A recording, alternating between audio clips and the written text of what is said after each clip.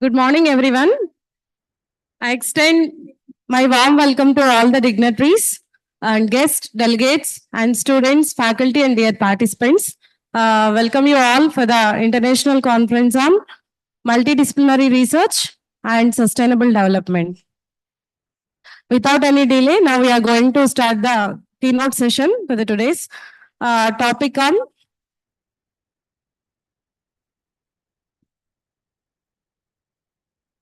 role of multidisciplinary engineering towards addressing the United's Sustainable Development Goals. Now, it's my honor to introduce the profile of for today's keynote speaker, Mr. Rahul Bharadwaj, Head for Balavikasa Center for Social and Responsible Business. He has education from London Business School in Strategy and Finance. His skills include strategy development, business planning, feasibility studies, and he is the founder of Cocoon Ventures and a senior strategy and corporate development professional. Passionate about social entrepreneurship and pioneer in creating social entrepreneurship and development centers in India. He was the head at Balavikasa Center and worked for Deloitte as a management consultant. And he worked for Aditya Birla Management Corporation as a management consultant and also Limited and was the co-founder. He was worked on strategic investments, entrepreneurship and startup development and training, business incubators and business accelerators, social entrepreneurship programs. He served at KPMG as an associate director and global strategy group. He served as a Deloitte management consultant and recruiting strategic roadmap plan for aligning the PSUs. Thank you, sir, for your presence. Without any delay, I'm requesting you to come on to the dais, Mr. Rahul Bharadwaj, Head for Balavikasa Center for Social Responsible and Business. I'm handovering the session to you, sir. Thank you so much. Thank you for calling me. And although it was a little difficult and I was trying not to come, frankly. But then we have a good relationship with the KG Reddy College, both Sayukta and Rohit. So they have been supporting our initiatives. And then Satya, we have known Satya for some time now. And therefore, I made it a point to be here. Today, I'll take a little bit of your time to talk about three things and then how they connect to each other. So one is sustainable development. So what do we mean by sustainable development? Number two, what are sustainable development goals as created and as followed by United Nations? And then third, what is the implication of those roles or those goals in India and how CSRs or businesses or educational institutions and every stakeholder of the Indian society is connected to those sustainable development goals. Can I use this for both? Yeah. Okay. Let us just understand first what is sustainable development. Sustainable development means the kind of lifestyle, the kind of activities, the kind of environmental resources that we are using, consuming now should be available to all future generations in the same manner. This is called sustainability. This is called sustainable. If we are using surface water or fresh water today, then that surface water or fresh water should also be available to next, all future generations. If we are using coal, petroleum as sources of energy, it should be available to all future generations.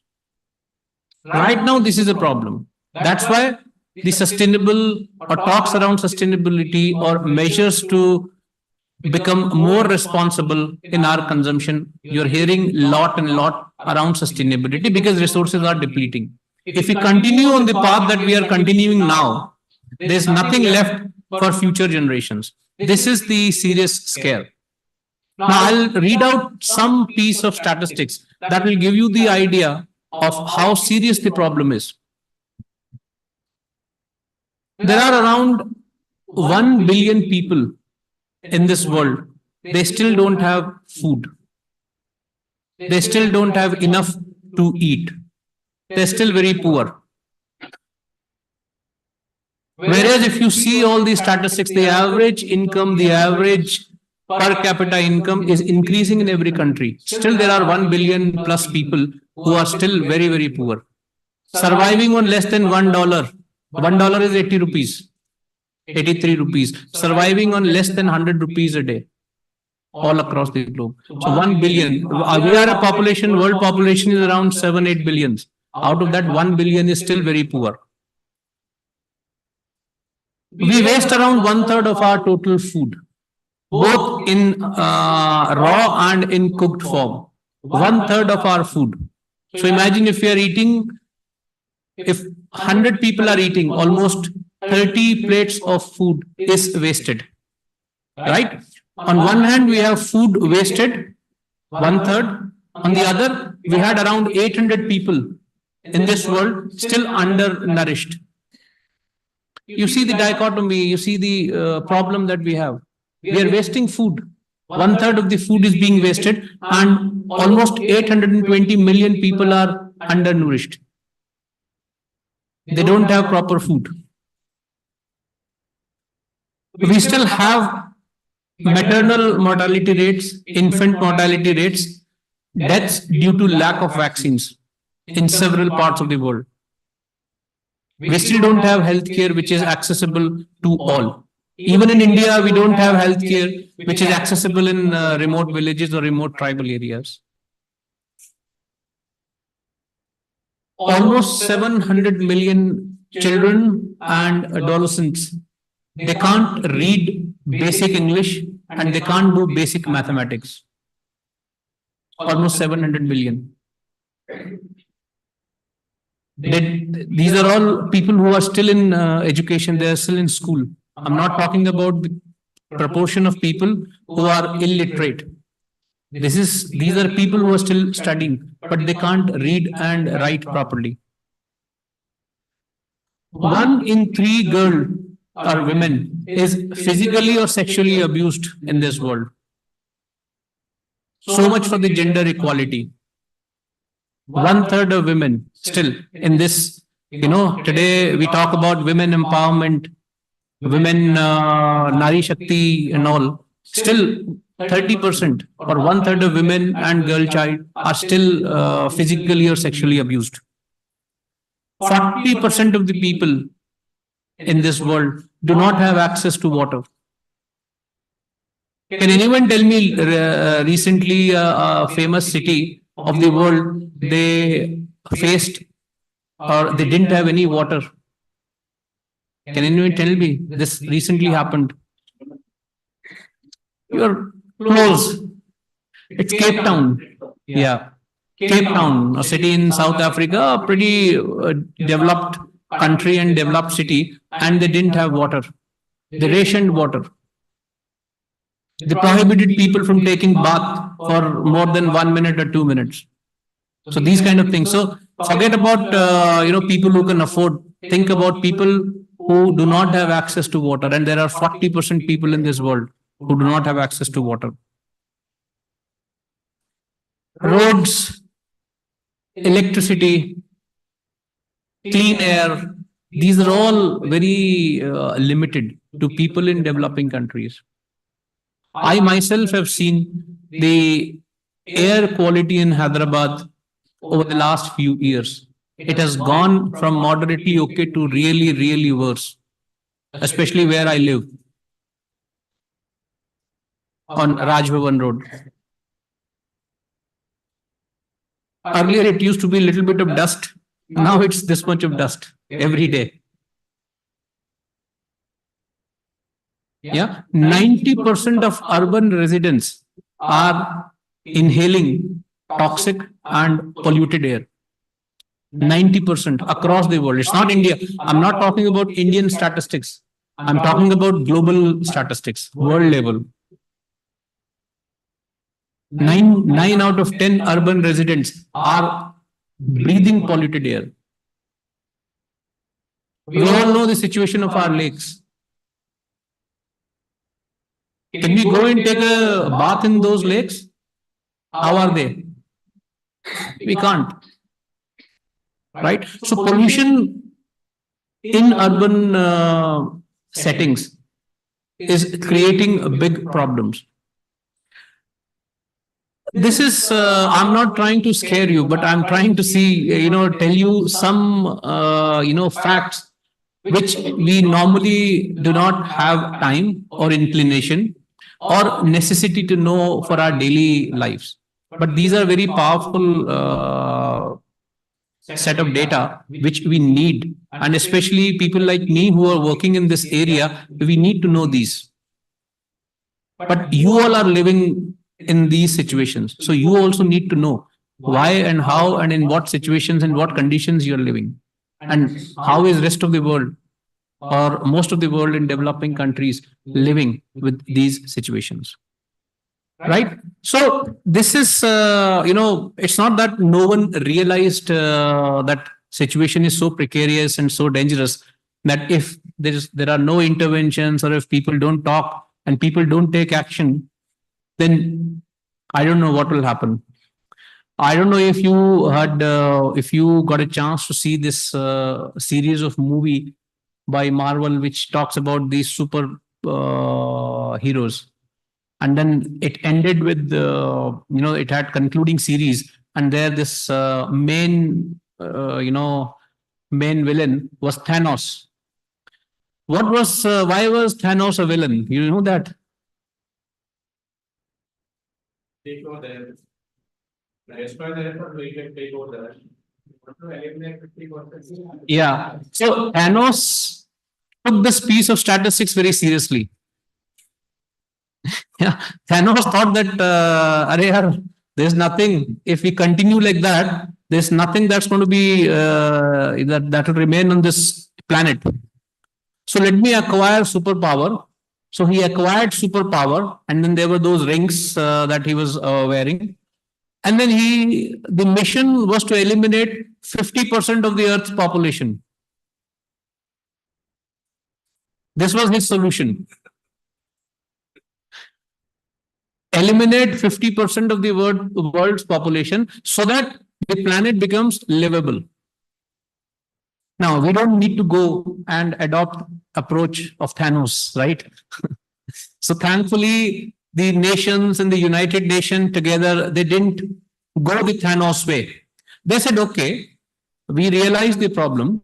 We realize that, and it's not created by only one individual or one nation or only one segment of the society. It's a problem of entire society. If we are doing something here, climate change, it's not that the climate change or extreme temperatures or extreme rainfalls is happening only in India. March 2023, Antarctica had the temperatures of 40 degrees centigrade above normal for the month of March. Antarctica. It's not even inhabited. No one stays in Antarctica. People can say, oh, India is very polluted. We have created islands of concrete jungles and then therefore we are experiencing heat. No, it's not limited to India. It's happening in Antarctica where no one stays. Now, this is a different matter that even after 40 degrees above normal temperature, Antarctica's temperature was minus 20. So usually it says minus 60. It was minus 20. But it's still 40 degrees higher than what it used to be. Now imagine if our temperature in Hyderabad becomes 40 degrees above normal. We will have 80 degrees centigrade in summer. So this is real. And it's not only by one particular group of people, one particular segment, one particular nation, or one particular class of people. For example, we can blame industrialists or we can blame governments. But everyone at the end of the day is partially responsible for creating this kind of environment. So anyhow, coming back to Thanos. So we didn't go with Thanos. United Nations thought that there could be a better solution, not as drastic as Thanos. So they came up with something called Sustainable Development Goals, or SDGs. Can anyone tell me how many SDGs are there? 17. And how many indicators?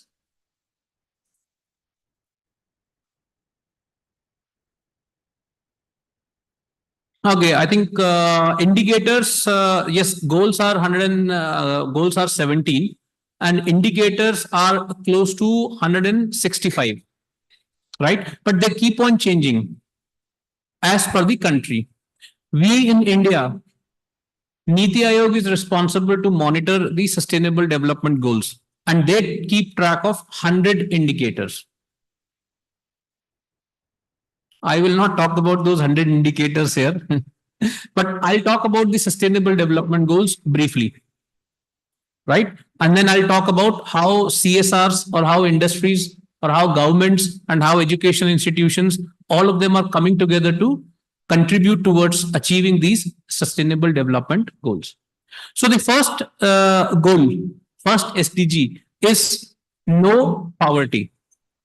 See, these are goals. So no poverty. As I mentioned, we have a situation where almost 1 billion people are still living in extreme multidimensional poverty. So first goal is no poverty. Second goal is no hunger. Third goal is good health. Fourth goal is quality education. So poverty, hunger, health, and education. Clear? Any surprised goal, or all on the expected lines? Okay. Then gender equality, clean water and sanitation, affordable clean energy. Why we are talking about affordable and clean energy? Why is this a goal, affordable and clean energy?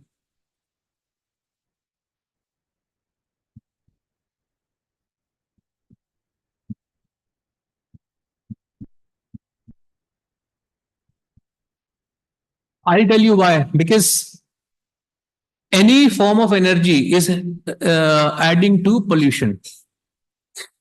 Any form of energy is adding to pollution. If we just see the energy consumption per individual in India, and let's say in USA, or in Canada, or in UK, we see that we are very, very low when it comes to usage of electricity per person or per capita in India. Because a lot of us do not have air conditioners at home. Even if we have, we don't run it 24/7. At least I don't run it 24/7. It's not always on. It's on only when it is used, or only when we use it, right? It's not always on. Now, we use limited amounts and we use less, and many people in India still don't have an AC in their houses or in their offices. Our office in city, Bala Vikasa's office in city, we didn't have AC for long. We never used AC. Being an NGO, it is a big cost to us. Without AC, the electricity bill is 600 rupees a month. With AC, the electricity bill comes to 5,000 rupees a month, right? So because we don't have access to a cheaper source of energy, so we avoid. Similarly, in villages, people don't have access to cleaner fuels, so they use wood or coal, or what do you call that? Cow dung cake. That's what we call them. Yeah, so they use those. Gobar gas and biogas, they have not reached every village. They're still using those. And believe me, the wood or coal is polluting. So that's why one of the goals is to provide people with affordable and clean source of energy so that they can enjoy the benefits. That's why I think Prime Minister has launched the solar yojana. Then decent work. What do we mean by decent work? It is a sustainable goal, sustainable development goal. Because unless if there is a problem of unemployment or underemployment, remaining things cannot be met. Then reduced inequalities. We had gender equality as one of the goals. Now this is reduced inequality. Reduced inequality in the sense we have different sections of the society. Some are very rich, some are not so rich. And they have access to different resources depending on their affordability. That needs to be reduced. For example, education. Now, you all are sitting in an engineering college. Engineering, getting into an engineering entrance without going through a coaching, I don't think it is possible these days. It's not possible. Can anyone who wants to become an engineer has access to the top-notch coaching? No. It's not there. So these are the inequalities that this particular goal tries to address, that everyone should have equal opportunities, irrespective of their backgrounds. So there should be mechanisms. Then sustainable cities. Sustainable cities. Why? India, you all are from Hyderabad or from different cities? Mostly Hyderabad. So is Hyderabad any better or worse than cities like Mumbai, Delhi, Bangalore? Or is it same situation? Better than. So different cities are even far worse position. And Hyderabad is no better. It took me almost 1.5 quarter to 2 hours to travel 26, 28 kilometers from my office here. This is the situation. We need to have cities which are more sustainable, where traffic is all right, traffic is manageable, where water is available, where greenery is available, and clean air and environment is available. So sustainable cities. We are still only 30% urbanized. The bigger cities and other countries are almost 60-70% urbanized. Just imagine what will happen if we get 50% of India's population staying in these cities. What will happen? Just now, 25-30% of India's population is staying in cities, and we are already having a lot of issues regarding the infrastructure of the city, resources available in the city. Just imagine what will happen when this proportion rises to 50% of India's population coming and staying in city. Cities will burst. You will not have anything. There'll be nothing to talk about. You will not see a road, empty road in the city if this happens. So cities and their development has to be more planned and more sustainable. Then responsible consumption and production. What is responsible consumption and production? Basically waste management. Can we reuse, can we recycle more to reduce the consumption? Then life below and above water. So basically, what are we doing about marine biology? There are almost 3 billion people in this world who are dependent on sea, water, or river water for their livelihood. 3 billion people.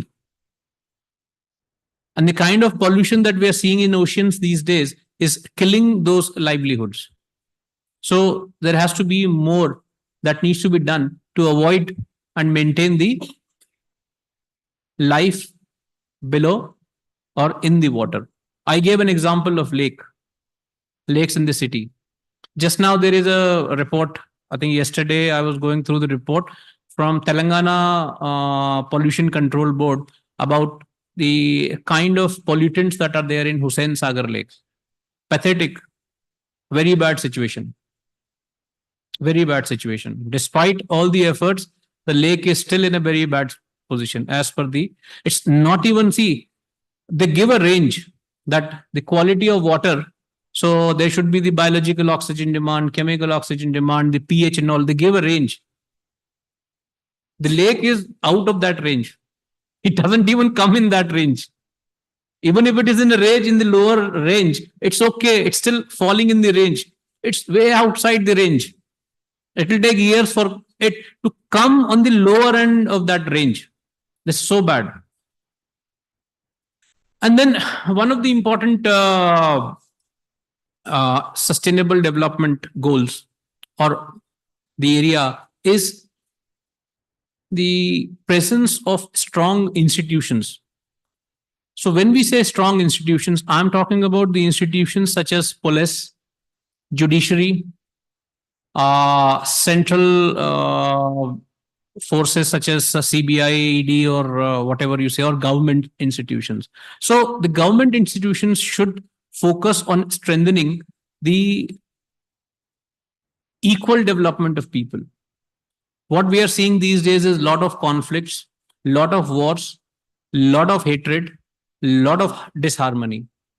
So sustainable development goal talks about maintaining the harmony and overall equal development for all kinds of people. This is what the strengthening. See, we don't have people will not have conflict if they believe in institution. If I believe in that police will follow strictly the course of law, I will myself not fight because I believe in police. But the fact that I know police is not going to do anything, I try to settle score myself. This is what happens. See, I'll tell you, the in some of the countries out of India, if road accidents happen, I am driving and then you are driving and we hit. In India, we begin fighting. 90% of the time, there's a fight because of the some scratch that has happened on car or people have fought and then this and that. If not physical fighting, there is a verbal clash. People will say, abuse each other, and then it can lead to physical fights. The law is, you have insurance, I have insurance. If not third party, there's a third party insurance which is mandated by law, which means that if I hit your car or your vehicle or your property, my insurance company will pay for your damages. This is the law, and I already have it. Still, I fight, and you fight. Because I am not sure how that law will be applied. I'm not sure. Therefore, I want to settle this score myself. Okay, you give me the money or you give me this thing and that thing will settle it here. And if I am with 5 people in my car and you are alone, I will get the justice the way I want. So it becomes a matter of numbers. Who is traveling in a bigger car with a few more people? And this is what I also secretly at times wish, yeah, I should have had, my team with me. At least we would be higher in, numbers, and then we would be able to get what we want. This is because there's no law. I was driving in US, I was driving in London, I was driving in Dubai. Never, ever this thought occurred. So first time when I hit someone, so I was expecting some kind of, because I went from India. So I thought that, okay, now I'll be, having a conflict or having an issue in a foreign country. Nothing. They came out. They were happy. They shook hands. I shook hands. We called police. Police came, saw the situation. Okay, go. Oh, wow. It's so stress-free. We can't have it here. So, this is the strength of institutions. If I believe that law will settle in time and in rightful manner, I will not take up the fight myself. I'll use law. I'll use the strength of institutions. I'll go and file a complaint with police. But we avoid going to judiciary. We avoid going to police because we don't believe. So this needs to be strengthened. So this is what the Sustainable Development Goal talks about, that every country should have these mechanisms to strengthen their institutions for justice and for peace. Yeah, so this is these are all available on internet. You can just go and then check what sustainable development goals are. Now, coming to the third point, how in India we are kind of or trying to address these goals. Sadly or fortunately, there's no national strategy at Indian side to or no particular plan or no particular set of activities which are defining or which clearly say that this is how each goal has to be approached. But we do have Niti Aayog, which is tracking 100 indicators. See, we had 160 plus indicators. Niti Aayog is tracking around 100 or I think 100 or 65. I'm confused. So Niti Aayog has identified the set of indicators that are very relevant to the Indian context, and they are tracking. This is number one. Number two, there is something called aspirational districts program. So there are more than 115 or 116 districts in India identified, which are supposedly most backward when it comes to their infrastructure, when it comes to their poverty, when it comes to their human development indices. So those 117 districts are termed or called as aspirational districts. So there are special incentives for corporates who want to work in those areas through their CSR program, right? So these are the two things. Now, how and why should corporate or anyone spend money on social or charitable activities? In 2014, the companies law in India, which governs the formation and running of companies, was amended. And section 135 was introduced, which says that any company which makes a profit of 5 crores or more, any company which makes a profit of 5 crores or more has to spend 2% of its profit on social and charitable activities. This became law. This became law. And then companies are now forced to spend on charitable or social activities. This is commonly known as CSR law. So whenever you hear about CSR law or CSR act, this is nothing but an amended or a sub clause in Companies Act 135, which says that if a company makes a profit of 5 crores in a year, then they have to compulsorily spend 2% of their profit on certain activities. And they have defined those activities in Schedule 7. So little technical language, but understand. So companies are now mandated to spend on certain activities. And what could be those activities? Those activities are not clearly as per the SDGs, but they are aligned strongly with the SDGs that we spoke about. So any activity which elevates poverty, any activity which promotes social well-being, any activity that promotes gender equality, any activity that promotes peace or environmental protection. And gradually, they also added incubation as an activity which can be done through the help of or through the money from CSR. So there are a whole set of activities that can be supported by the mandated CSR spend of the company. Can anyone take a wild guess what is the CSR spend last year in India? How much does this 2%? What is the total value of this 2% in India that companies are supposed to spend on all of these activities?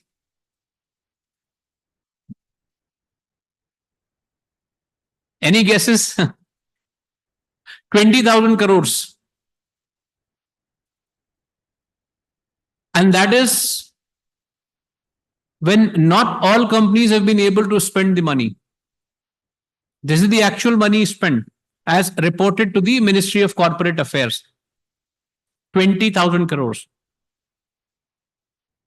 So you see a lot of companies supporting schools, setting up incubators, undergoing or conducting camps.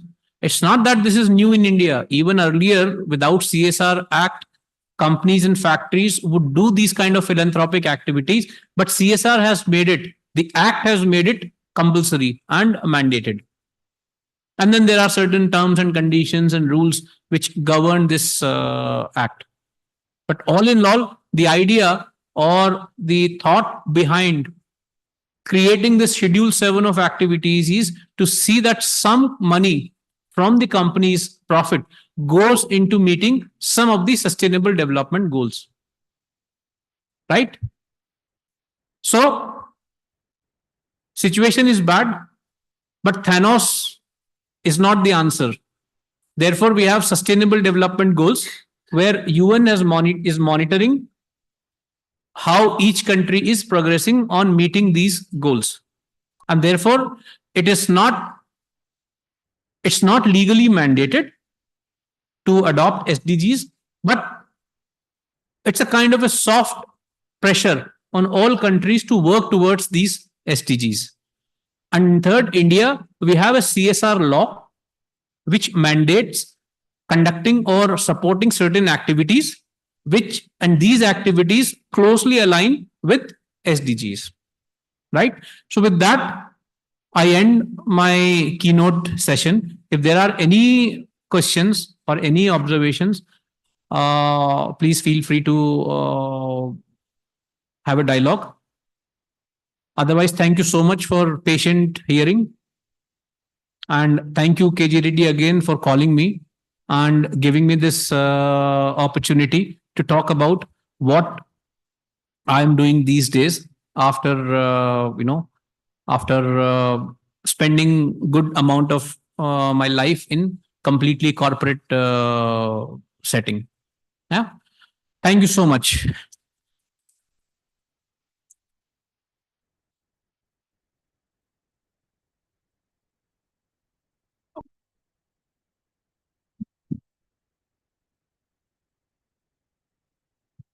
Thank you, sir, first of all.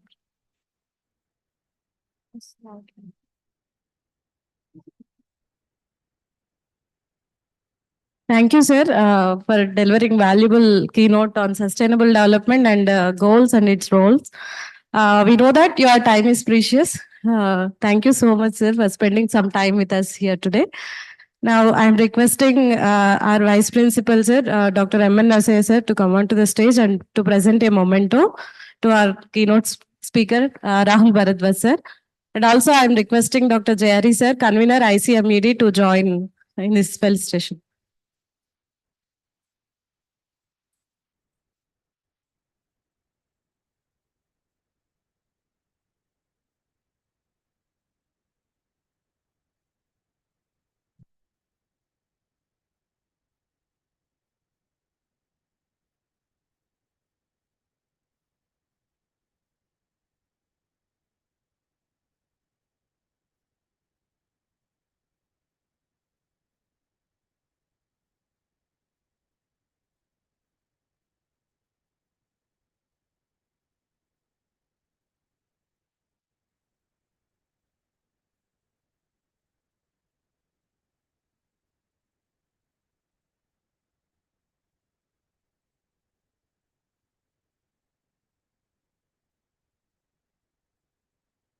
Thank you, sir. Thank you so much.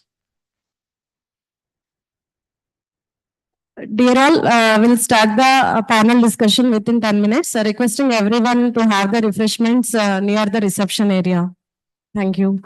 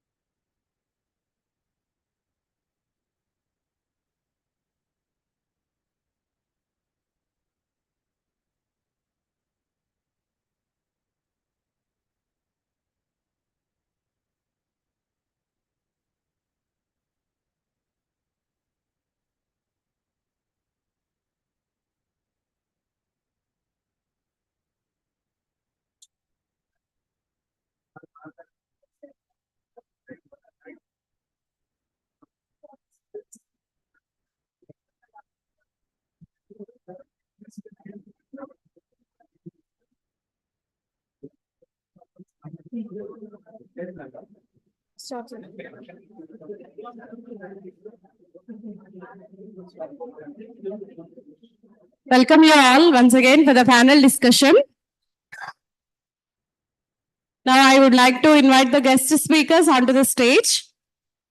First of all, now I would like to call upon Mr. Manoj Kumar Badagarwala, Product Development Mentor for T-Hub and Elite, to come on to the dais. Please, sir.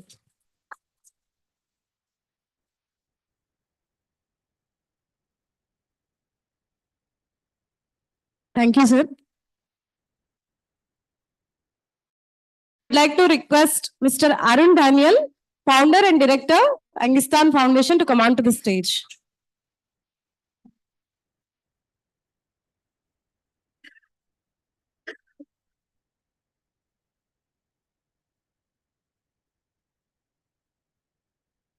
Thank you, sir. Now I would like to request Mr. Sharath Mutiala, CEO, Associate Faculty Member, and MSME, to come on to the stage.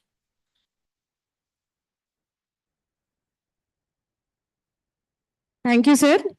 Now I would request today's session moderator, Mr. Satya Illa, CEO, KGR Accelerator for Social Entrepreneurship, to come on to the stage.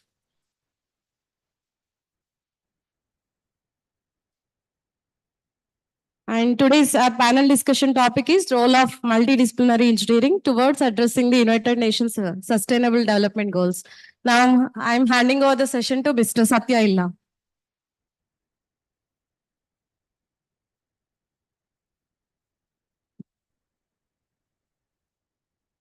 So very good morning to all the esteemed jury and the faculty and the student coordinators, and especially the really hardworking organizers of the first international conference on multidisciplinary research and sustainable development. So I'm Satya Illa. I'm heading the KGR Accelerator for Social Entrepreneurship case as a CEO. And we promote innovation and entrepreneurship ecosystem in KGR campus. So before starting the discussion, I just want to give a brief about the topic which we are discussing today. That is the role of multidisciplinary engineering and entrepreneurship towards achieving UN Sustainable Development Goals. By integrating multidisciplinary engineering and entrepreneurship, the researchers and entrepreneurs are contributing in bigger impact, like problem solving, building social innovations, and effective use of resource. Engineers play a prominent role in developing sustainable technologies, infrastructure, saving environment, and engaging communities, and also influencing the policies, which contribute in achieving the UN Sustainable Development Goals. So rather than taking much time, we have esteemed panel members where we can discuss more. So we'll start with Manoj, sir. As you have immense experience in product development, helping students to solve social innovations, come up with products, can you give us your perspective on how we can ensure that sustainability and scalability of social innovations and startups by aligning SDGs with them? Yeah. Thank you so much for inviting, first of all, for this panel discussion. Yes. Just to give a brief, before going into the question, just want to give my brief introduction so you understand whom you are listening to. Is Telugu comfortable with for you all? Sir చెప్పినట్టు అంత English మనకు రాదు, so కొంచెం వచ్చిన Telugu English కలిపి చెప్తా. ఎందుకు అంటే మీకు కూడా అర్థమవుతుంది నేనేం చెప్తున్నా. We can connect and discuss, right? So my name is Manoj Kumar Badagarwala. People know me by my last name Badagarwala because my ancestors had a very big house, so that's how we got that surname. That's how people know me also. I'm a product development mentor for startups. That's what I do, working with different organizations across India. Working with T-Hub is one of them, government of Uttar Pradesh, Rajasthan, Gujarat. I go and support ideas. It could be students, it could be grassroots innovators, women entrepreneurs.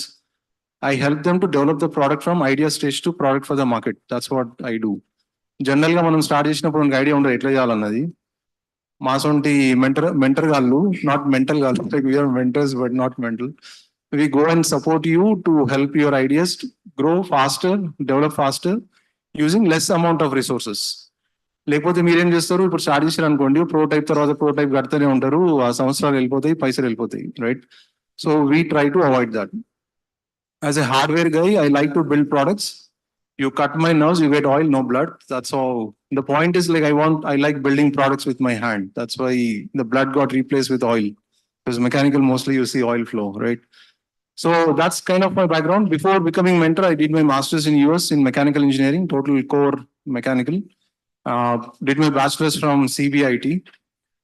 And from there, worked for Infosys, Tata, Caterpillar, built multiple machines, did 3 inventions, innovations.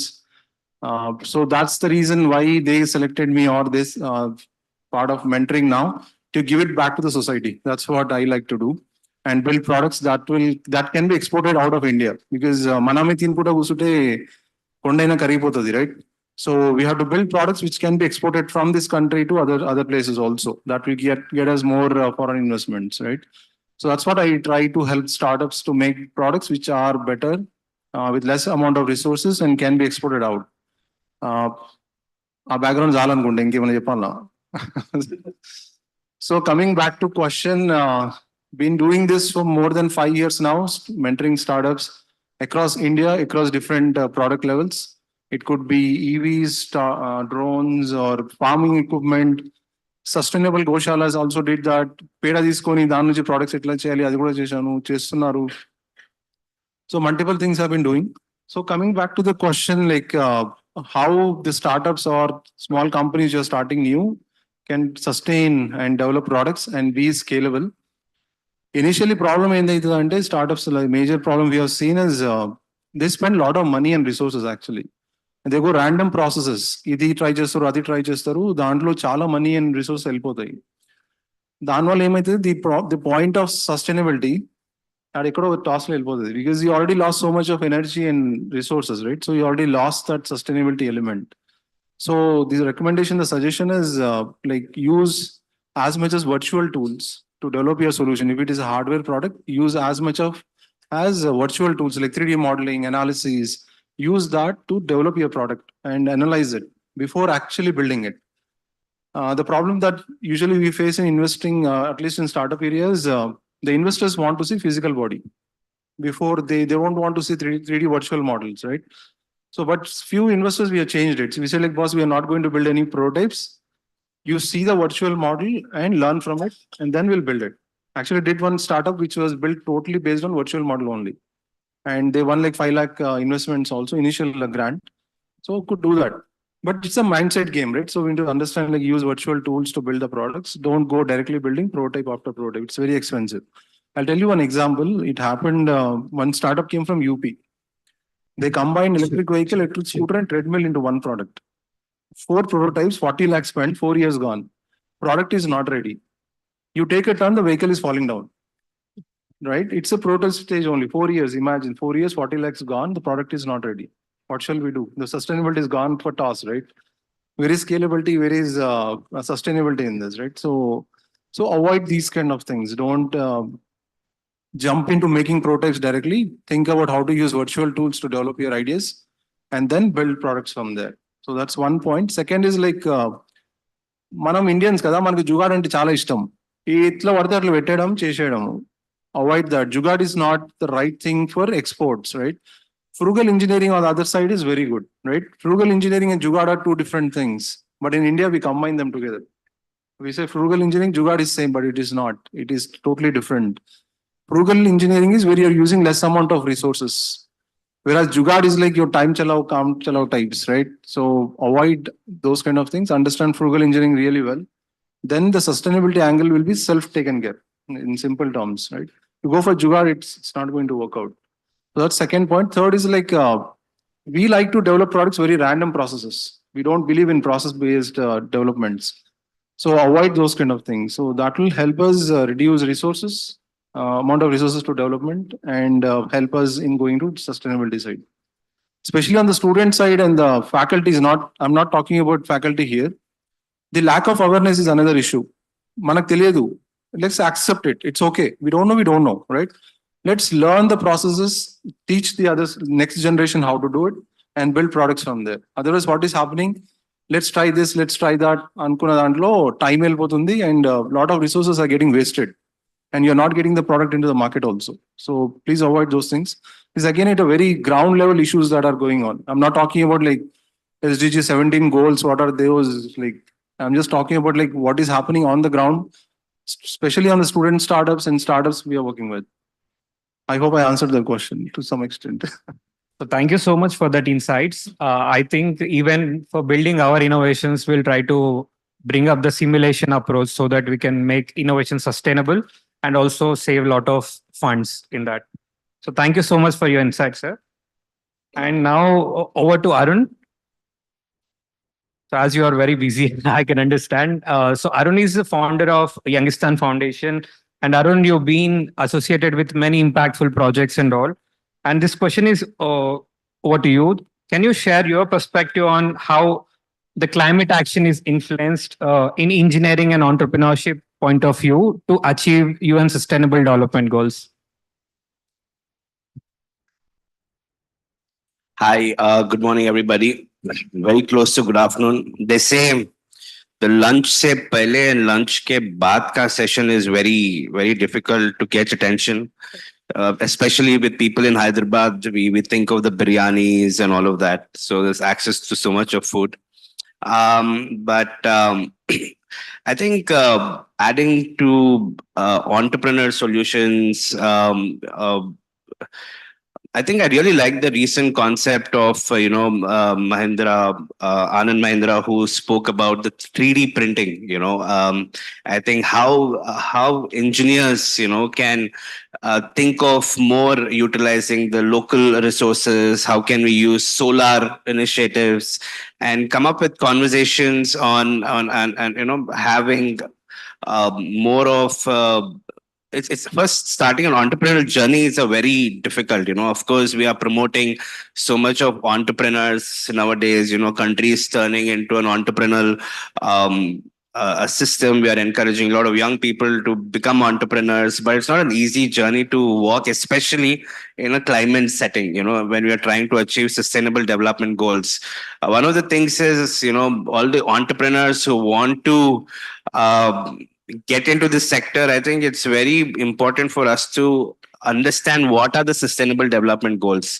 It's very fancy terminology. A lot of people want to use that as a brand, but to actually live it daily, understanding what is a sustainable development goal, can I actually practice it in my daily living and then implement into my entrepreneurial opportunities. I think that entire behavioral change itself is a task. I think that is something, I want to add to that question. I hope I answered that question. Yeah.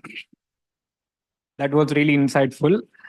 And now over to Sharad sir.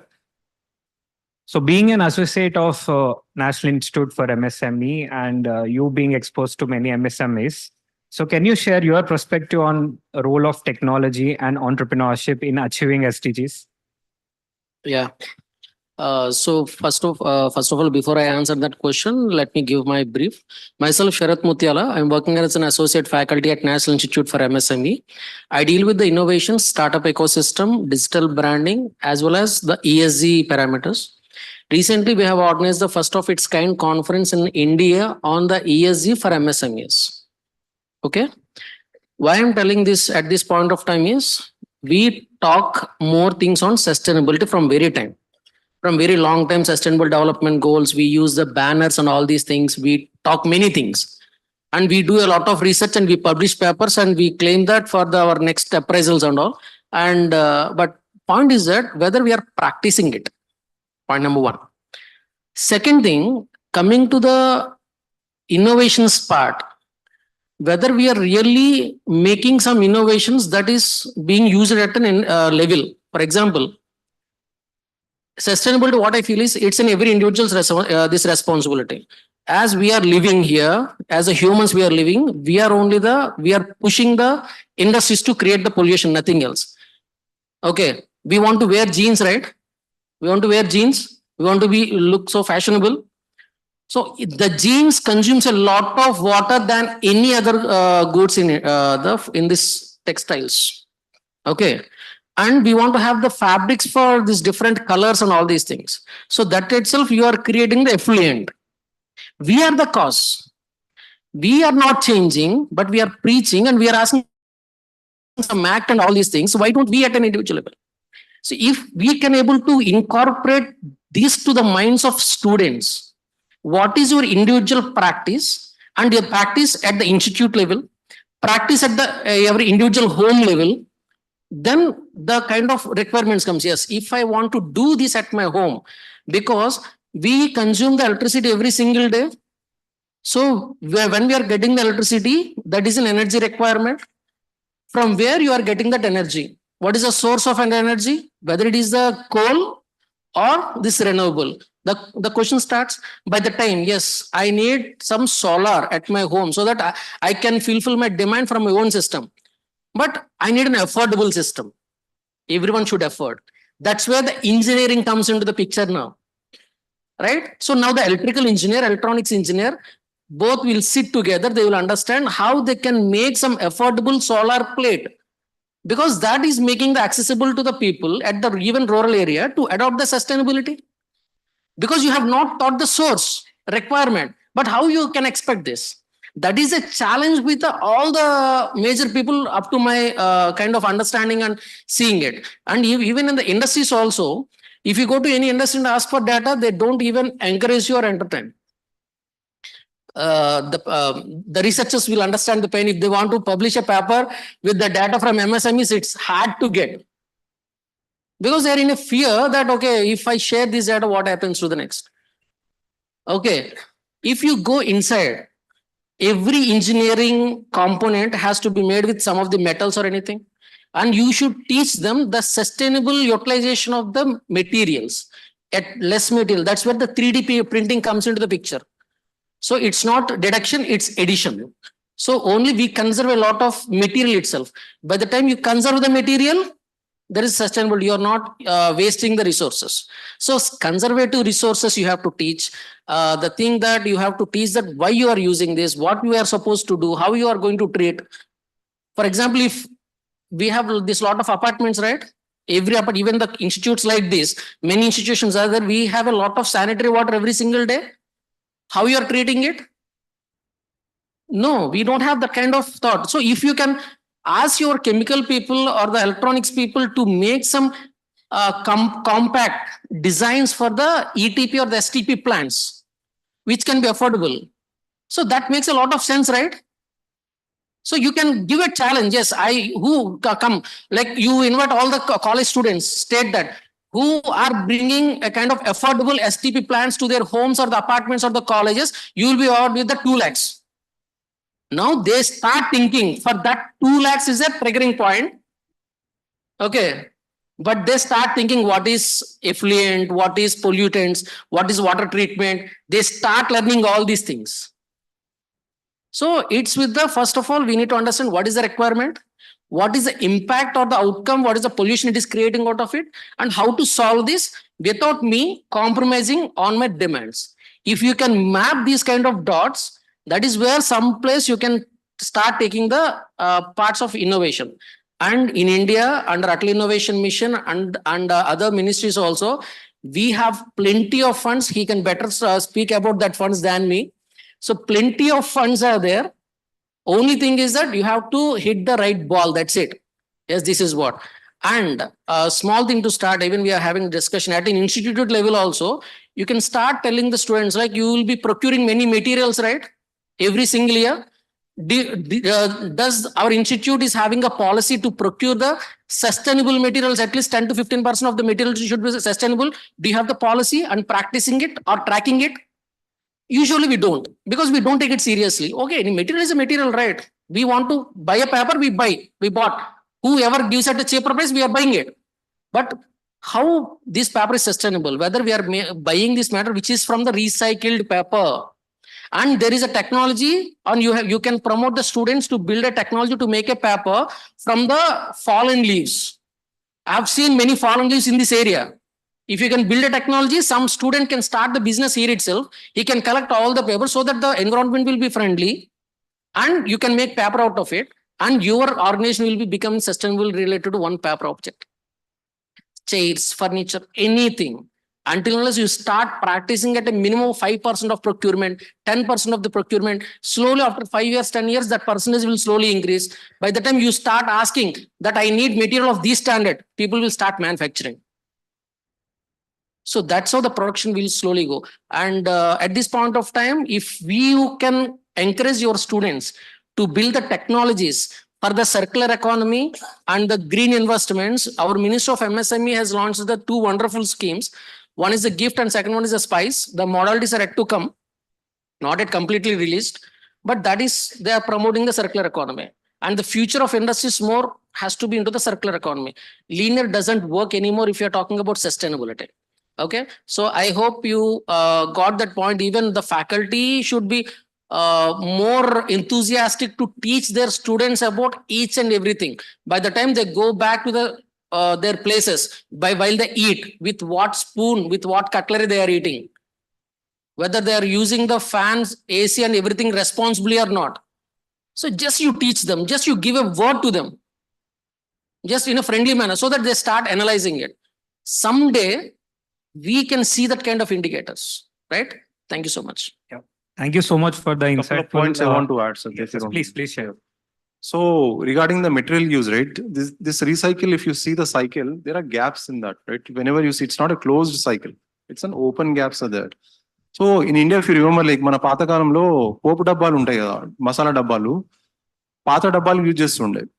Even my education, my అన్న చదివిన book నేను చదువుతుండే. Same textbook I used to study, right? But now it is not happening, right? Every year you need a new textbook, new notebooks and everything. That concept of India is repurposing. We actually Indians are very good in that repurposing stuff, right? So పాత notebook లో మిగిలిపోయిన పేపర్లు కట్టేసి notebook తయారు చేసుకుంటుండే. ఇప్పుడు చేస్తారు ఎవరన్నా? ఛాన్సే లేదు, తీసి పడేస్తారు అంతే. ఖాళీ ఉన్న తీసుకొని throw it away, right? The repurposing concept also works in machines also. What components can I use from the existing machines into it? Try to do that, right? Repurposing, reuse, recycle. Then it will become a closed cycle to some extent, at least. Again, there's some gaps are always there. Repurposing of components from the existing machines into something else. This is a concept called remanufacturing. We do it in Caterpillar, used to do that. Any machine that was used for 15 years, we remanufacture it so it can be reused again for another 15, 10 years at least. So that's the repurposing purpose, right? So there you are trying to not generate new material, but using the same material that's already been mined from the ores, right? That is reducing a lot of energy consumption also. So that's again towards SDGs and all. That's one point. Second is, as sir mentioned, grants are there. It just, we don't know how to take it. Ganga ప్రవహిస్తుంది, మనం లోట తీసుకొని నీళ్ళు తీసుకోవాలి. That we don't know how to take it, right? That's our problem also. Government supports are there, especially women entrepreneurs are there, grassroots innovators supports are there. I'm sure incubation you also understand, but the problem is, like, we don't understand the problem what people are facing and what solution we should provide. That is the biggest gap we always seen in incubators and also startups. నాకు నచ్చింది నేను చేసేసిన గంతే.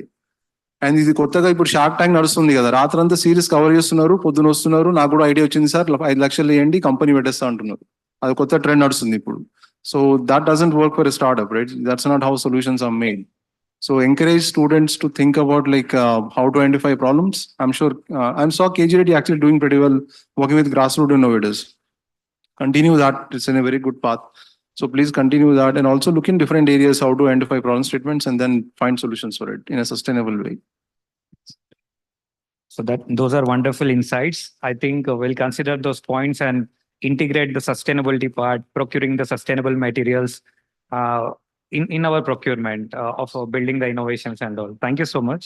And this, If that happens, you will be the first of its kind institute to have that kind of policies in the private colleges, I can say. thank you. The next NAC and NBA, you can claim that. Thank you so much, sir. And this question is over to Arun. In your experience, what are the key challenges you felt startups are facing integrating the sustainability into their operations, and how they can overcome the challenges? I think one of the things, what at least I felt with working with a lot of startups who come and try to get some understanding. So people who do not know what Youngistan does is, we are a grassroots organization. We work on multiple programs, that is on livelihood, education, gender, climate, and health, and so on. I think I have an amazing team of young people who I work with at KG Reddy as well. You know, we are also like family. We have engaged a lot of young people who are on ground.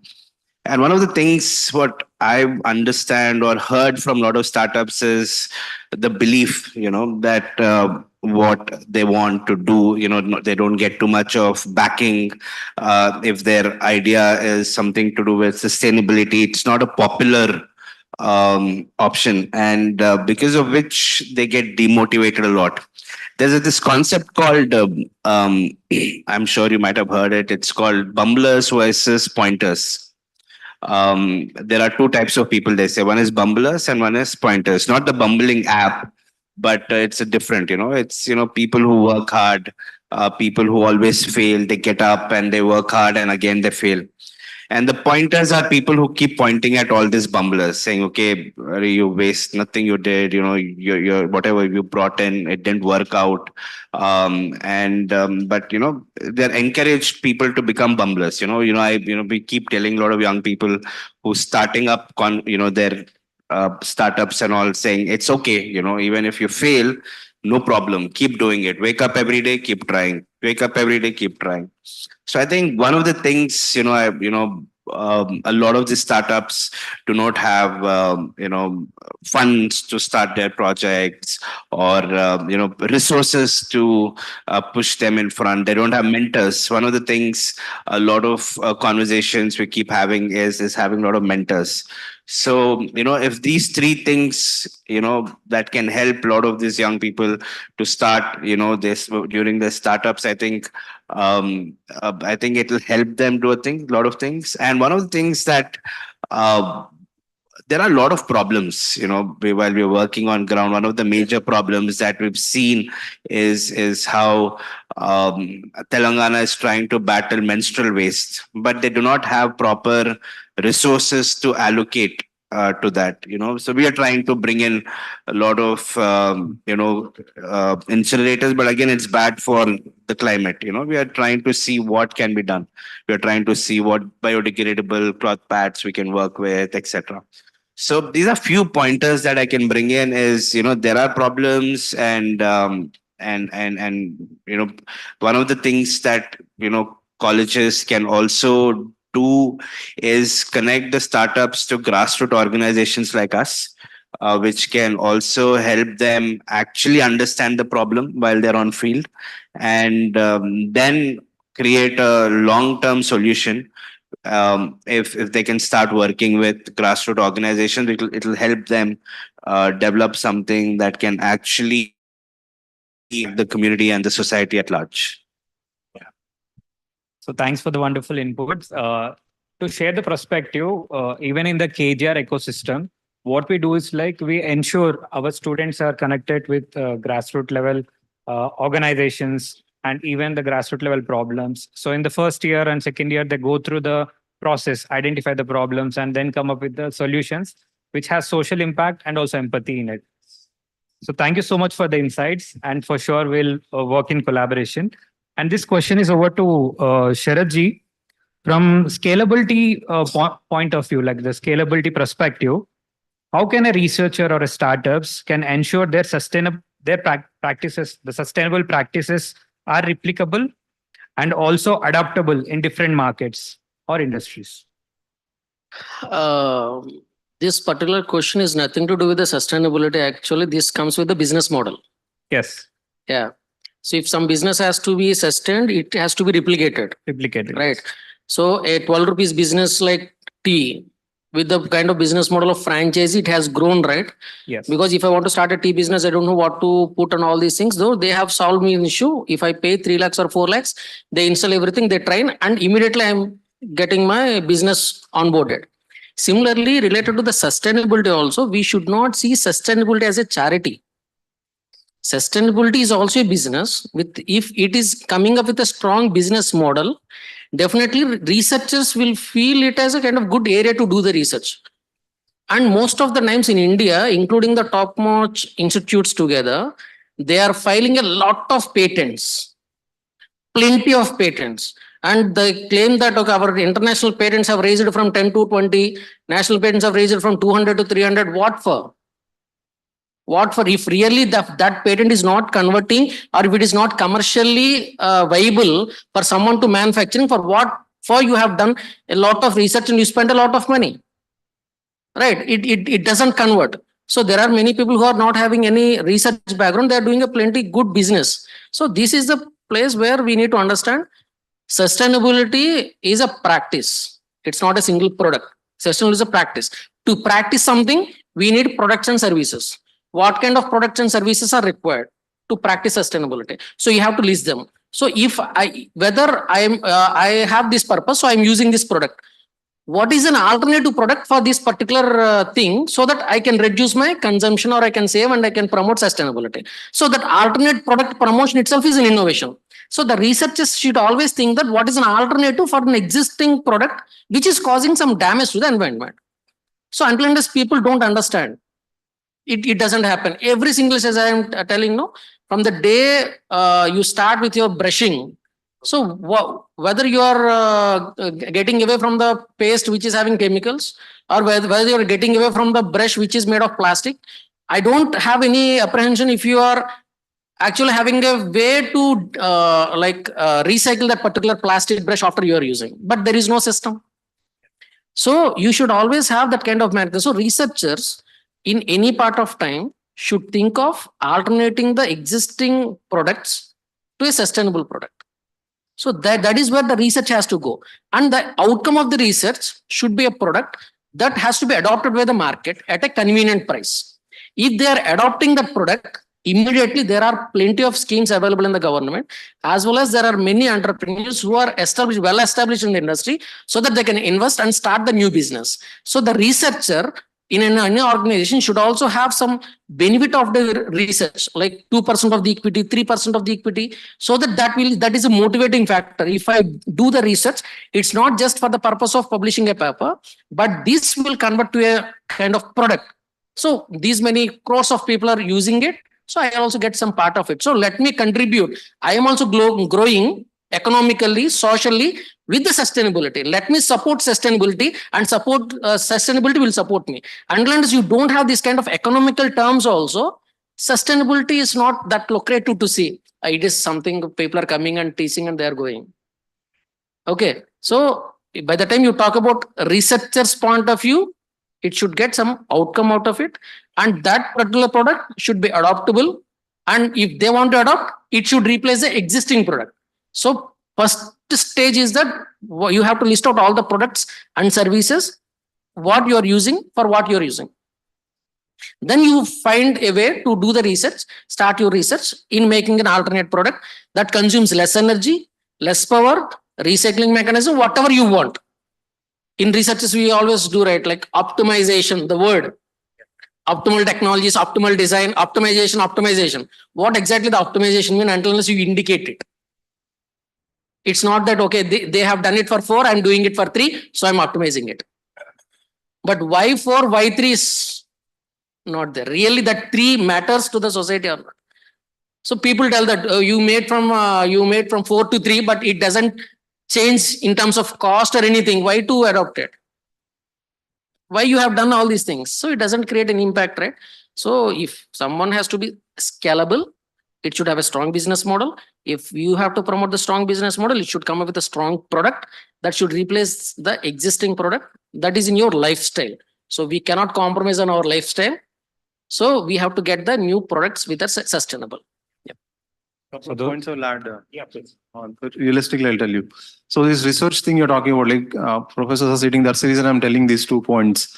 One is like T-Hub is looking for research ideas which can be converted from market or lab to market. They're ready to support it and the funds are available also.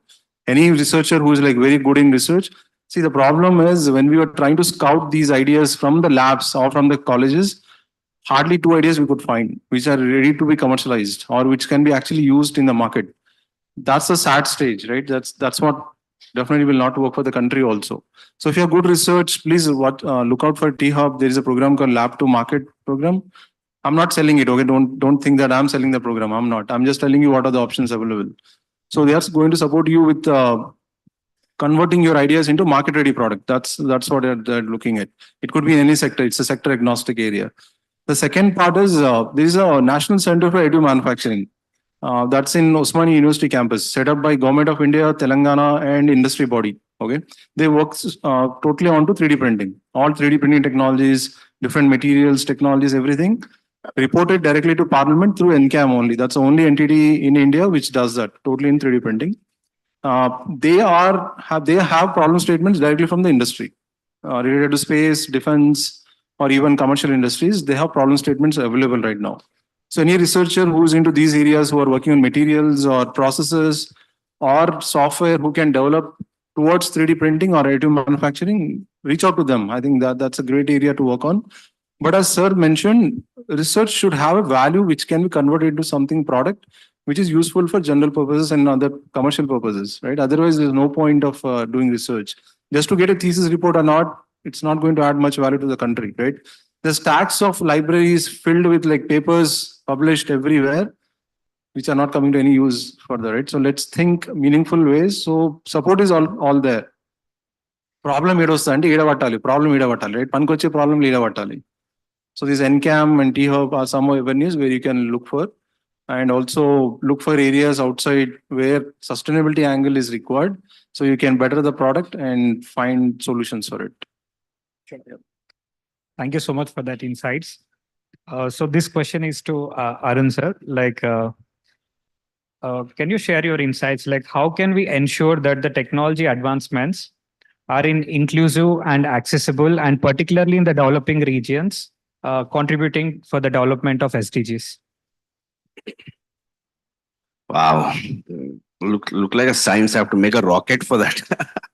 But I think one of the things, I think there's one corporate is trying to reduce carbon footprint through an app, and we're trying to work with them and see how the app goes into everybody's hand, and they can track how much carbon they are using. So how much are they using their bikes? Are they walking too much? And it helps them tracking how much carbon they're reducing, and I think technologies like that, which is make more human access, as an individual, I can track how much I'm able to make an impact. I think those kind of technologies is a great will address the sustainable development goals, because one of the greatest thing that under our climate action program, one of the things that we are also having conversations is how can we reduce carbon footprint. How they're saying there's enough carbon already in the air, for it's going to take a lot of years to already battle that. So what kind of technologies that we can come up with to address those carbons that have already been in the air. And one of the things that we're also trying to do is have use technologies to track the plants that people are putting out, and trying to check how those things can be addressed, and how much more of planting of trees can also be taken place. So we are trying to bring in as much as using these technologies and trying to impact in our programs. I think if any of the technologies that can be made individually for people's use, I think those will help in the larger sustainable development goals as well. So those are wonderful insights. I think this question is for Sharat ji. So how can we ensure that the technologies, when we build in these engineering colleges or engineering education, when we integrate the technology, so how to adopt it for the better perspective, like the better advancement for the future, and how it is also ensuring for the development of UN Sustainable Development Goals? Please, can you repeat the question again? Yeah, so I can say how can engineering education to be adopted for the better, preparing for the future, and also contributing for the development of UN Sustainable Development Goals? Like how we can make sure the impact is sustainable for the future generations. So, like I understood the question is like how you can incorporate SDGs into academics. Yeah, both in academics and also like in engineering education and also in promoting the innovations, how we can make sure the impact is sustainable for the. Yeah, like in a simple words, SDGs into academics. Yes, yeah. How you can put that SDGs into academics. Yeah, so from the last couple of minutes, we are discussing more or less the same. So, for example, I have been observing that air conditioners are of 3-star here. By of course, like see, and students or academics only work with the what is an outcome of it. If many of the colleges have started coming out of electrical, mechanical, and civil, right? And the CSE is splitting into different branches. One semester is becoming one course even now. CSE AI, CSE ML, and CSE, all these things, computer science is evolving. But this next 10 years, I can say, next not 10 years, next 20 years, I can say, it is with the product development. And that too exclusive with the civil, mechanical, and electrical. And I'm proud to say that because I have completed my PG from electrical. Okay, so but with a passion, I'm into this MSM industries. Okay, but here, what I'm trying to tell academics is like always the product first, service next. But as India, we get more salaries in the service sector, so people are going to that. You cannot survive if you don't get an AC run. You cannot survive if some mechanical product. If you cannot like the some vehicle, can you come to the office without a vehicle? Can you sleep without the kind of furniture? Can you do the work without the laptops? So the core engineering into our own life, but we are avoiding it. That is the reason the foreigners are coming inside the country and they are taking the advantage of the engineering. So just only thing is that now the in core engineering, the salaries cannot be hiked like an IT. That is the biggest challenge because for every manufacturing industry, I have a production capacity limited. I can manufacture 100,000, 10,000. There is a limitation for my production. If there is a limitation for my production, I cannot increase the salaries of my employees drastically. But IT, it can be expanded globally. There is no limitation. Once you make one product, that can be scalable to any number of applications. Only that you make more money so that you can raise the salaries to any people. But manufacturing is not like that. So if you want to include SDGs into the core like academics, then you should have a kind of business model altogether. Just before this point I discussed, the researchers, students, whoever contributing, they should also take advantage of it. And that comes under the ESG actually. In the social aspect and the governance aspect, we see what is the employees getting out of it. And many of the companies don't even have the pay of PF in a core engineering. That's why I don't have any kind of motivation to go into core engineering. If there is no core engineering, there is no point of sustainability. Just you leave about the sustainability. Because the IT, you just sit with the computers and you do the programming, right? Just remember, you are consuming a lot of power. It's not the power of the computer, it's the power of the server. By the time you start running it, how much power you require to cool that? How many ACs has to run? Again, that particular AC has been manufactured by a knowledge of a mechanical engineer. Right? So if we want to move to the sustainability, the core engineering has to be promoted at each and every college. Colleges should not see the core engineering as only the financial point of time. Just we should also see how we can inculcate. And I can say, just we are discussing that. We are ISO 9001 certified, right? College is ISO 9001 certified. So does the same institute also certified ISO 14001? The 14001. 14001 is an energy management system. If yes, I'm so happy. If yes, definitely I'll promote. You see that college and learn. Just I'll promote. If you can show me that yes, we are ISO 14001 certified. It's an ISO 14001 2015 standards of environmental management system. If you start digging into it, it will convey that because you are existing here to do your activities, you don't have any right to exploit the natural resources. Because of we living on at this particular point of time, we are claiming that this particular institute is environmental friendly. Then one ISO standard is there. So most of the electrical engineers are passing out and they don't know how to actually get a job. But just within the college itself, you train them to get an ISO 14001 lead auditor certificate. They can become the consultant at an international level. Our own people can go to the European Union and that ISO 14001 is also valid lead auditor. He can do the audit across the globe. Why the kind of big four people are coming to our India and doing the services and taking crores and crores of money? Why don't you teach our this electrical people to become a lead auditor in terms of ISO 14001 and send to all the colleges? Our own institute needs that. And second thing, the construction is evergreen, right? Right? Bureau of Energy Efficiency has come up with a policy of Eco-Nivas. And you can find it in the internet, which is released in the January 2024 recently.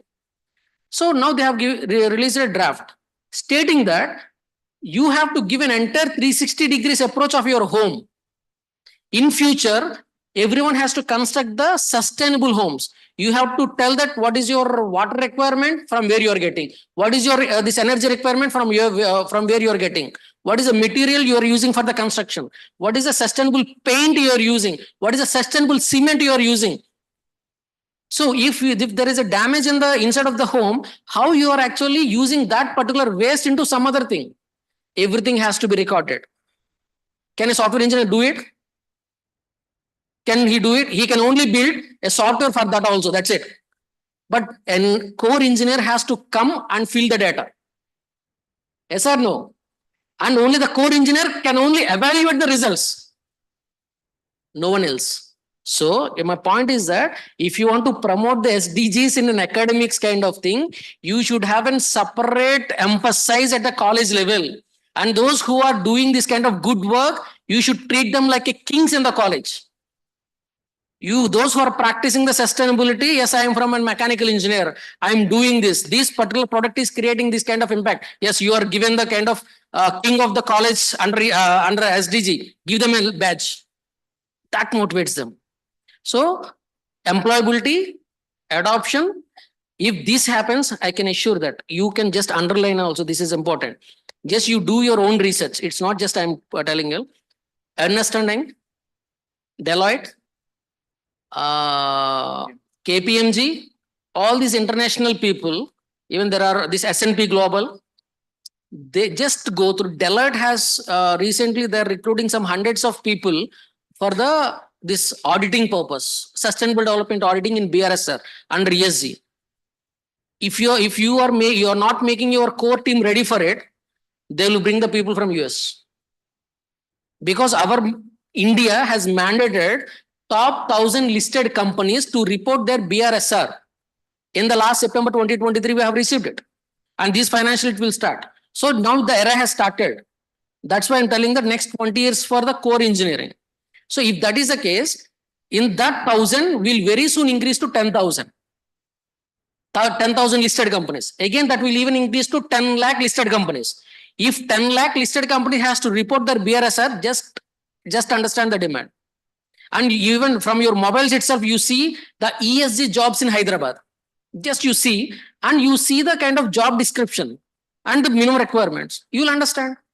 There is a demand in the market as we are unaware and we couldn't make that kind of components in the academics and we don't have a separate facility. How you are having an electrical lab, mechanical lab. We don't have anything related to SDG. So we are not talking it. We are not discussing it. We don't celebrate the SDG days.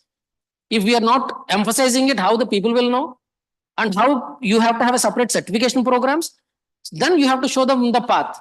Then the people understand, yes, I have become a consultant in the so and so. Now I am earning not less than 2 lakhs every month from my 4 to 5 clients. I have become my own consultant. That's a pride. So just financial implications, some practice at institutional, then definitely SDGs are going to be the next big thing for in India. We have a plenty of job opportunities.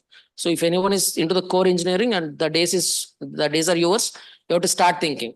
Yep. Thank you. Those are wonderful insights, sir. Like for sure, we'll integrate and share those information with our students. And one last question for the panel, and this being the burning question for everybody in terms of social entrepreneurship and all. So the question comes like, how can we ensure like the researchers and startups balance short-term financial goals with the long-term sustainability objectives, and what strategies can they employ in gaining investor support for their dual focus, like balancing the profit and also creating the impact? Can I start? Yes. Yeah. So very involved question, but I'll try to put in simple terms. Uh, so to balance overall thing, first understand like how the process works, understand the details of how the development is actually happening, then understand the business side of things. Whenever the students, especially the student startups and the startups who are starting new, with lack of understanding of how the whole process works, they start doing random things, as I said earlier also. So what happens is like at the end, they are not seeing any benefit there, right? So and there's a lot of backup also builds up. They spend so much time and energy to build this. So understanding the whole process, how it goes, what kind of investments are required, who's your market, who's your target customer. If they have the full understanding, then that will help them develop product which will be helpful in the market. That's one. Second is like don't give all these features at one shot. Like this is what we usually tell the startups also. Like don't put everything at one shot. Do something called we call it MGBP. That's multi-generational product development, where we tell that give one feature at a time, and then you start developing later other features.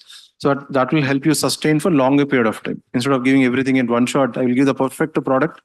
There's no such thing called perfect product, right? So you'll give as the product develop, you give more features to it, and that will help you sustain for longer period of time. So there are a couple of these strategies which will help overall as a startup to develop and grow and sustain for longer period of time. Yeah. So just 2 points on this in this regard related to the investment perspective. Just I will tell. Investment, there are different strategies altogether. End of the day, what from the investor perspective, what is the return he is getting is the only point. So for that, people will take a wise decisions into the way from which they are actually investing. Related to sustainability, there is a social cost. Along with that, there should be a business thing. So by the time you start pitching about your idea into the sustainability or research anything, end of the day, that particular pitch should tell that what is the impact you are creating, what is the revenue you are generating. Some people who have good money and want to create, they look at a minimum component of profit, maximum component of social impact. But if you only go with the social impact, that may not turn into the business. So you should have a good social impact, as well as you also project that what is the revenue. So that they tell that, okay, if I invest 1 crore every 1 month, I'm getting some good amount of money. So I'm creating this kind of impact. So you have to pitch the both. So until unless you don't have the indicators, first any startup should have an indicator. This indicator is up to 3. My startup will make that 3 into 30. So for that, we need this kind of funds, and you should measure that in terms of impact. If that happens, definitely sustainability will comes with the investment together. Arun, any insights? I think most of the things they've covered, but I think two things that I would try and address is one is be focused on the problem that you want to solve. I think understanding the grassroots problem, becoming an expert in trying to solve that issue, and because I've seen a lot of um, people who pick that one issue, and even if they were not getting investors, they continued to work towards it, and at the end they got like a great funding to implement what they were enough had knowledge towards. And I think if that is something anybody wants to start addressing, become core on the issue that they want to solve, and and then automatically things will start falling into place. Yeah. So thank you so much for the panel for the wonderful insights. Now I open the panel for the audience. So anyone, if you have any queries, we can take. We have time constraints. We'll hardly have 1-2 questions. So over to anyone, like any questions? If no questions, we'll close the panel. Yeah, please, man.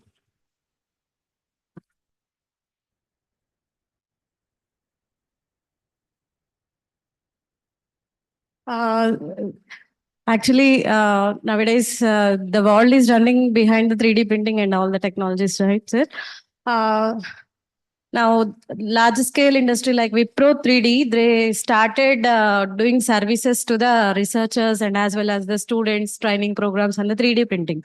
Suppose, for example, if our students are very good at design and product developing in 3D printing, what kind of support is providing T Hub or ELIB to support the students to be entrepreneurs? Not T-Hub. T-Hub works on a self-sustained model. I'm sure many of you understood now, Yes, right? yes. It's not Telangana government, it's technology hub, right? Okay. So it's a self-sustained model, right? Government has supported to establish it, but coming to just T-Hub, this T-Works is also there next to it, right? So you can take those technology, discuss with them if can help support or not as a startup if you want to do it. If you're developing a core technology specific to an application, let's suppose you want to develop a technology for defense application where you're doing, let's say, metal printing, right? NCAM would be a better place for you to explore. NCAM. NCAM, National Center for Additive Manufacturing. It's, as I said, like set up by Government of India, Telangana combined. So those people are supporting technologies specific to additive manufacturing or 3D printing. Yes. So you can approach them and they'll support you. The kind of support they provide, first they, if the ideas are good, they take for incubation. Their incubation programs are there.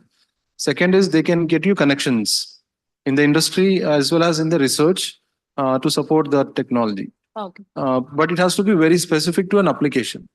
Just don't go like I want to do an FDM, right? No value because so many people are doing FDMs, right? But any specific application where there is a core element is there, NCAM would be a better place to start with. If the students are interested to take up the problem statements, will they give the chance to the students? Yes, sir? they are. Actually, you can approach, I'll give the contact after this session. You can directly talk to the CEO of NCAM. They have problem statements already. They are facing problem, people are not coming to them. Yeah. You have your problems, they have their problems, right? There's two sides issues are there. So we have to approach and get the help. And they also do workshops on 3D printing. Yeah. There are, if you go to OU campus, there is an NCAM center is there where they have set up powder manufacturing facility also. You can actually see how they're making powders for metal 3D printing. And they have something called product development center also in NCAM itself, set up by OU, where they show the whole process, different methodologies of 3D printing also. There are very good guys who can actually show you how the software is working behind it. It's not about machine, it's always the software also, Yes. right? So they work on that. So NCAM would be a better place for you. Thank you, sir. Thank you so much. Yes.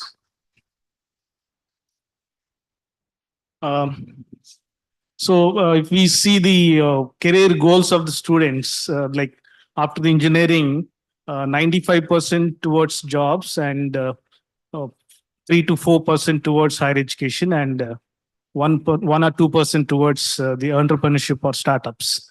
So as you, Arun really mentioned about behavioral and thought process and how we can, because after this conference, maybe you also fall into our regular curriculum, regular activities other than the one particular department. So do you have any better idea that we can work upon the thought process where even when parents comes to the campus, they ask for the highest package and what kind of jobs available, but they don't ask about startups and all. So as an institution, do you have, what do you suggest us that we can work upon where we can change the thought process? I have no idea, to be honest, with parents taught. But what I've realized nowadays, at least young people, that parents that we've been working with is a lot of parents are very curious about the impact the children are making to the community. So even young people, let it be engineering students or and even if you see the biggest businessmen or biggest people are people who are changing the community in their own aspect. So some things that we speak a lot is whenever we have conversation with parents or young people is don't focus how much money you want to make, but focus on how much impact you're making to the community or the issue that you want to solve. And I think the biggest package makers till now, if you look around, are people who are changing lives. And if that is something that we can integrate in the lives of young people, especially because they are the future, and engineers, play a really big role in shaping the entire system, especially let it be all the global goals. They play a really big role. I think one of the things I would encourage you to is have conversations with young people on the impact that they can make in the lives of people through the work that they do. And I think that itself is a great behavioral change. And I have a lot of people who come and volunteer with us, and when they start volunteering with us, they see the ground reality. And their perception has changed now. They say, okay, now I want to go do something for their lives. Earlier, I wanted to do this, but I know I can make money in impacting lives through what I'm trying to build their lives as well. So I think that will help in my learnings that I've had, and I think parents also understand, and it's just that we have to put it in a way that they understand that their child will be remembered for changing the world, not only by becoming rich. I hope it makes sense. So I work with student startups day in day out. A session తీసుకుంటాను 1000 మంది ఉంటారు ఒక్కడు convert కాడు right maximum like 5 members convert అవుతారు. It's a common challenge we are seeing, right? One of the biggest issue I understood is parent pressure, right? In the now, this is a wrong statement I know, but you will reflect to it. Parents nowadays thinking kids as an investments, right? ఇంత పైసలు పెట్టినా ఎప్పుడు return వస్తాయి. It's a wrong statement I know, but that's what is happening. ఇంత పైసలు పెట్టినా ఎప్పుడు return వస్తాయి. That's the back of their mind. ఎప్పుడు జాబ్ వస్తుంది, ఎప్పుడు రిటర్న్ ఇస్తాడు. సో ఆ పాయింట్ ఆఫ్ వ్యూలో ఉన్నప్పుడు startup is a long thing, right? It's out of the scope. So ఆ పాయింట్ ఆఫ్ వ్యూలో startup this no point. Money వస్తుందో తెలియదు, ఎప్పుడు వస్తుందో అసలే తెలియదు, వస్తుందా రాదా కూడా అసలు డౌటే. So in that case, it's very hard to convince students to get into these kind of mindsets, right? That's what we are facing every day in day out. But what we encourage students to do is go one step at a time. కొంచెం output చూపించండి. ఒక కాంపిటీషన్కి వెళ్ళండి, ఒక 2 లక్షలు వచ్చినాయి, 1 లక్ష రూపాయలు వచ్చింది అనుకోండి, కొన్ని రోజులు సైలెంట్ ఉంటారు. Then you do your work, you start developing your ideas, you show some output steadily that you're doing actually some impact, as sir mentioned also, from society perspective and also commercially. Financially, you're getting some money, right? So our point of koncham silent untaru. This is a practical example. We have done that actually. Starting low, when the startups unnaru, they are working on this menstrual waste recycling. Because student startup unnaru. Till they went to some competitions and they got name, the parents don't even know this guy is working on that. The moment he got into Times of India newspaper and everything, parents ki telisindi, then they started supporting him. So things like these are happening actually. So point ఏంటంటే let first encourage, as a college, encourage them, even if it's a stupid idea, let them come in and stop giving these awards kind of thing, like prizes, first prize, second prize, third prize. Startup ecosystem, there is no such thing as first, second, third prizes, right? Because all ideas are equal. There are different markets for everything, right? So don't rate them based on prizes. Instead, give awards equal money for everybody. Let them develop, right? Because this is a stage where we want more people to get into the ecosystem, more students to come in. So let's not us stop that from coming. So initially give them support, whatever they need, understand the idea they're coming from, encourage them, help them understand how things are working, and tell them that try to get some grant or some prize money that will help the parent side of things take and get. Once parent support వస్తే దాని తర్వాత ఇంకా development కొంచెం easy ఉంటుంది comparatively. So this is what we tried, actually it worked also. Think if it works for you also. Yeah, just నేను ఒక 2 minutes అండి. Sir, if you don't mind, just can I ask one question? Like at any point of time you thought of starting your own business instead of working here? Yes. Yes. So have you done it? Why? So you, right. But if you want to join in any other college as a faculty with your experience, you are very much confident, right? On the day itself, you are very confident that in the next 2 months, I'm going to get a better job than this. You are very confident. You have the confidence here, but not there. It's a kind of, that is the first thing. So you have done all the work, you have done all the practice, you know what to project, you have all the data in your hand to get a job. But you don't have a single data, you don't have a single indicator, you don't have a confidence that you can run an organization. So that's a failure comes into the picture. As a startup, parents are not from this business background, and the faculty, we are not into the business background, and the friends are not into the business background, but only we see the business on the Shark Tank. So we are the shark tank. So by only seeing them, the confidence doesn't build. So in that regard, if we like, if I understand your question, you want to push more people into the business or the kind of startups than jobs, right? So thing is that first of all, very basic thing, they have to get a good skill in one area. They have to become a good team player. Every student cannot become a CEO. If he is good at technology, you should motivate him to become a chief technology officer and support a leader who can become a CEO. And who is good at a marketing, you should promote him as a CMO. So every one of the team player as a team, as a co-founders, they can start a company, not an individual. You should start as a college. You should start promoting interdisciplinary startups with a different equities. It's not a one individual founder. Co-founder ecosystem is only possible in the college. So as a from your own department, you can start encouraging one student. From MBA, they can encourage another student. From computer science, one faculty will encourage other student. These students will three work on one idea and they contribute their knowledge so that they will complement each other. And end of the day, the one product will come into the market. So then you contact any one of us or there is a market avenues. We see the strength of the team. Okay, he is into the mechanical, he is doing this. He into electronics, he is doing this. It's a very good thing. Each one of them having their own stake. And I am ready to invest. So individual of them. So what is your role? I am the chief technology officer. What is your role? I am CEO. I am CMO. I am CEO. So unless you don't teach all these kind of things, ecosystem mindsets inside a college with a focused thing on this, because electric vehicle comes with a different disciplinaries, right? Like the multidisciplinary, what you're talking. So all the students from different departments should work on an idea with the support of departments. And that should be the mode of entrepreneurship development cell in the college. Then that eventually they get the confidence. Yes, they go to the parents, they tell that I have 3 friends, we have done this project now, we are about to launch it and we have got a funding. The parents will understand, yes, they have done it. They can see and come and visualize the prototype. Can we think that at this point of time, will their parents say no? Most of the cases, no. Because they are seeing it, they're experiencing. They tell that, okay, for next 2 years, you try. Recently, you have completed graduate, next 2 years, you try. If you are failing, if you are not comfortable, okay, then you go to your job. I am confident about you. That is anyhow, it will happen. So if this kind of cross learning system happens at a college level, and this is only the place in India, in the world, only the colleges are the only place where multiple disciplinary will sit, they go to the movies, they go to the functions, they celebrate everything, except they start discussing innovation. Because we are not giving the platform for them to discuss and do this interdisciplinary. If that happens, sir, I am very much sure that the students, they themselves deny, I don't want to get on job. I want to have my team.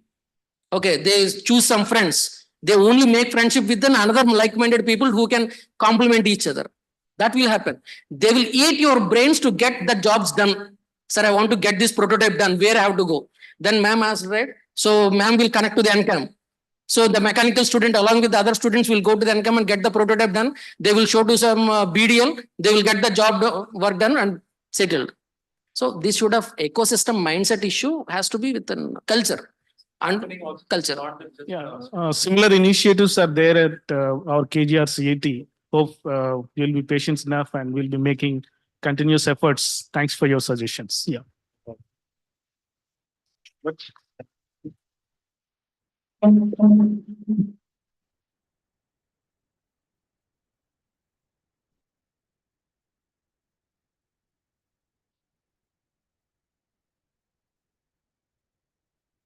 Thank you all. It was a great honor to have you all as a panel members here today.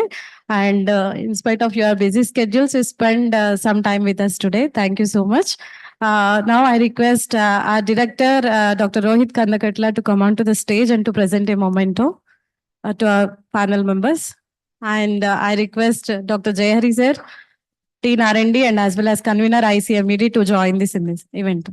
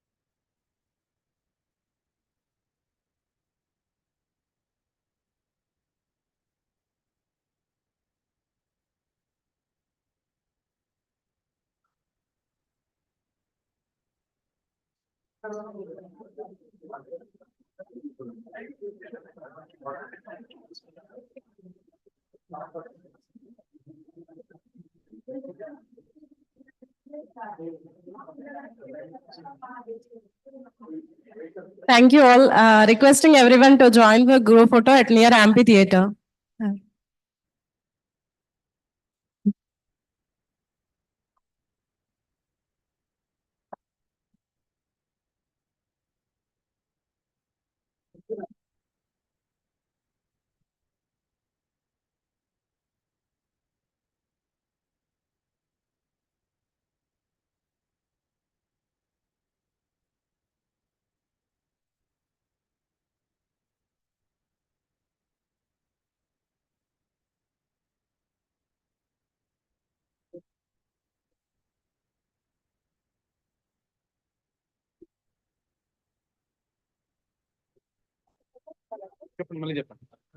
Requesting everyone to join for photo session near amphitheater.